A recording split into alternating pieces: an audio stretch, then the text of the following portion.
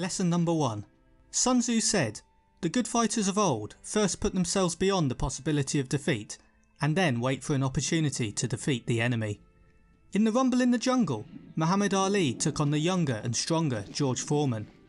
Ali used his rope-a-dope strategy of protecting himself and not throwing many punches, making Foreman miss and tire. Sensing this, Ali pounced to win back his world title. It may take time to find the right opportunity to win. During the time before victory is available, you may still be defeated. Defence always comes first. Lesson number 2. To secure ourselves against defeat lies in our own hands, but the opportunity of defeating the enemy is provided by the enemy himself.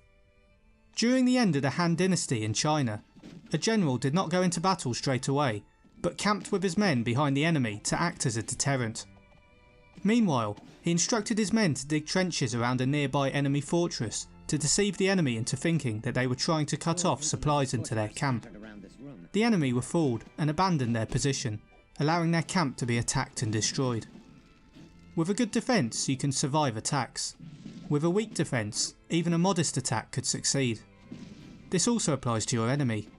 Use feints to cause defensive moves that may expose weaknesses.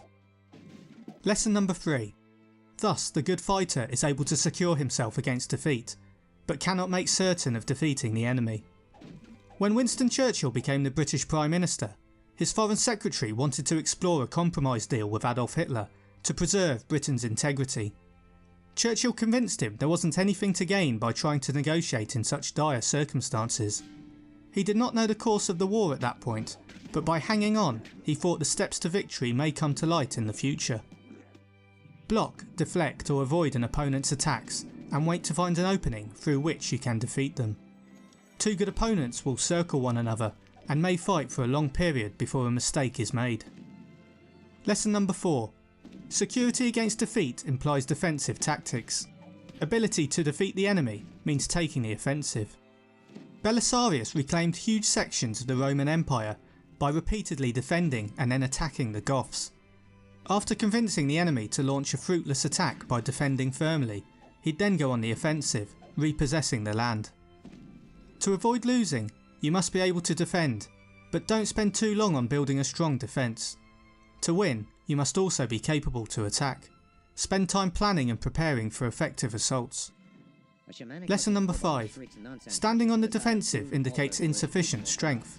Attacking, a superabundance of strength. Pericles, the ruler of Athens, avoided land battles with Sparta, preferring naval strength in a dragged out war, as he calculated Athenian reserves would outlast the Spartans. The Spartans would attack the area around Athens yearly, leading to the Athenians to offer peace to the Spartans, who insisted on ruthless terms. It is often easier to defend than attack. Weaker forces will defend more, hoping to see a weakness in their attackers. Lesson number 6. The general who is skilled in defence hides in the most secret recesses of the earth. He who is skilled in attack flashes forth from the topmost heights of heaven. Thus, on the one hand we have the ability to protect ourselves, on the other, a victory that is complete. The Vietnamese General Giap recognised the Americans often used artillery and airstrikes, followed by bringing troops in. By surviving the initial airstrikes, Giap's men could then ambush the American soldiers. He ordered his fighters to stay as close to the Americans as possible, as by having his men nearby, the airstrike would not be called in. By hiding in close proximity to the enemy, his tactics of guerrilla attacks, hand grenade traps, ambushes and snipers were highly effective. You must know your strengths and limitations in defence and attack. Act based on this knowledge. If you are weak in attack, seek a position that is easy to protect. If you are strong in attack, a fast and powerful drive can overcome many defences. Lesson number 7. To see victory only when it is within the knowledge of the common herd is not the peak of excellence. Han Xin was about to attack a superior army when he said to his men, "Gentlemen, we are going to annihilate the enemy, and shall meet again at dinner." The officers barely took his words seriously and only hesitantly agreed. However, Han Xin had calculated in his head a detailed, smart strategy.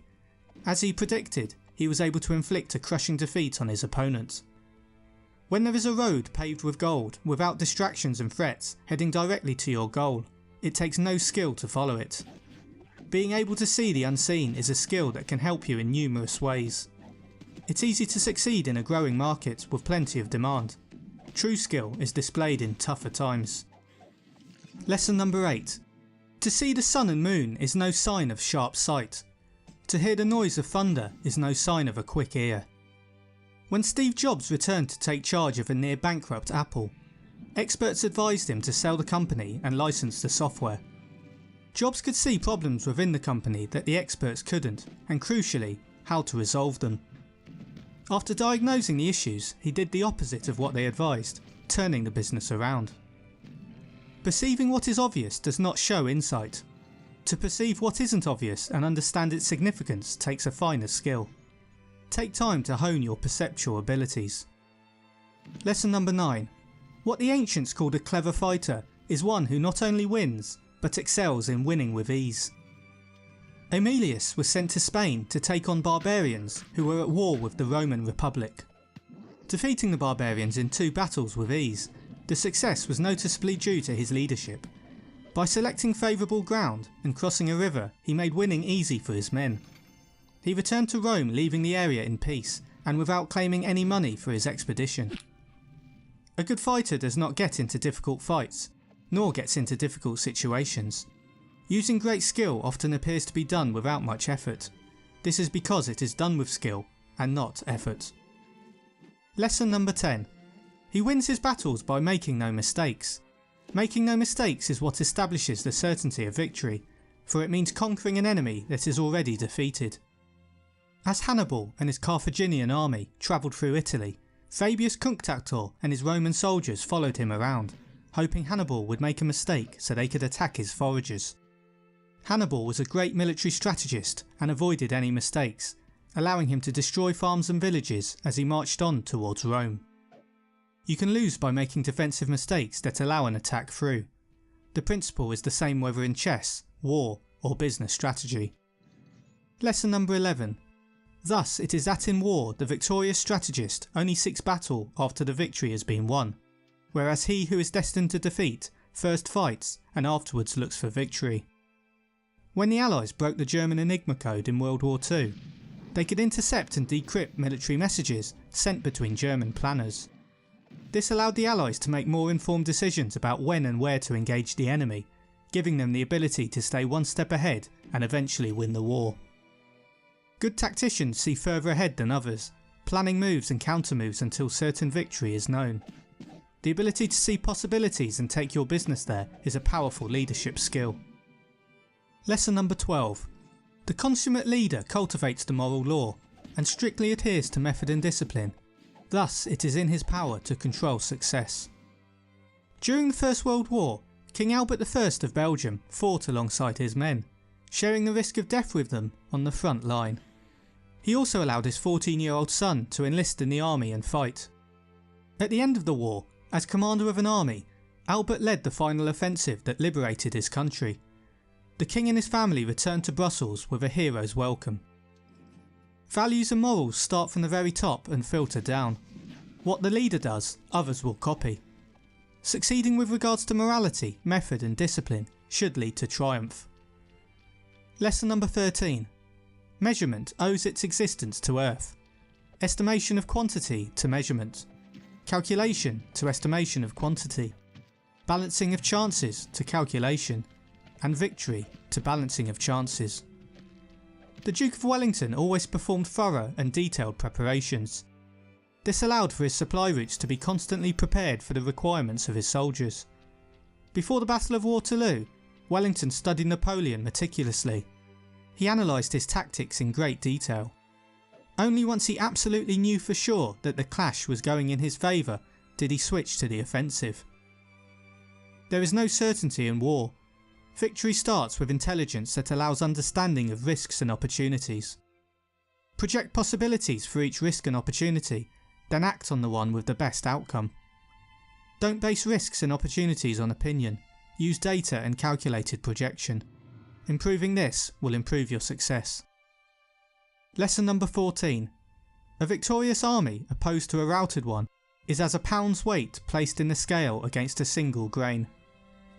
General George Patton once said, Americans love a winner. Americans will not tolerate a loser.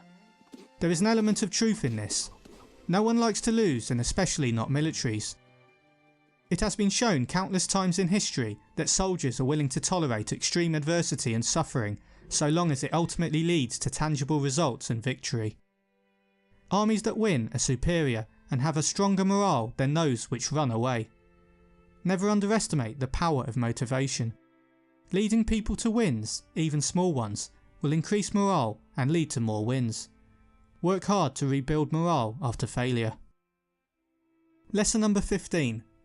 The onrush of a conquering force is like the bursting of pent-up waters into a chasm 1,000 fathoms deep. The Battle of Stalingrad between Germany and the Soviet Union caused a turning point in the direction of the Second World War. Prior to the conflict, the Germans had invaded and occupied several European countries. The 5-month battle and eventual Soviet victory stopped any momentum the Germans had left and gave the Soviets new momentum to eventually drive the enemy out of their country. There was a growth in confidence and increased belief of victory.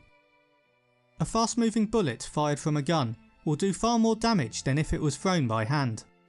The momentum created by a powerful attack can break through even a strong defence. Momentum can be caused by a string of successes that keeps opponents or competitors on the back foot, and may even drive them out of the battleground or market altogether.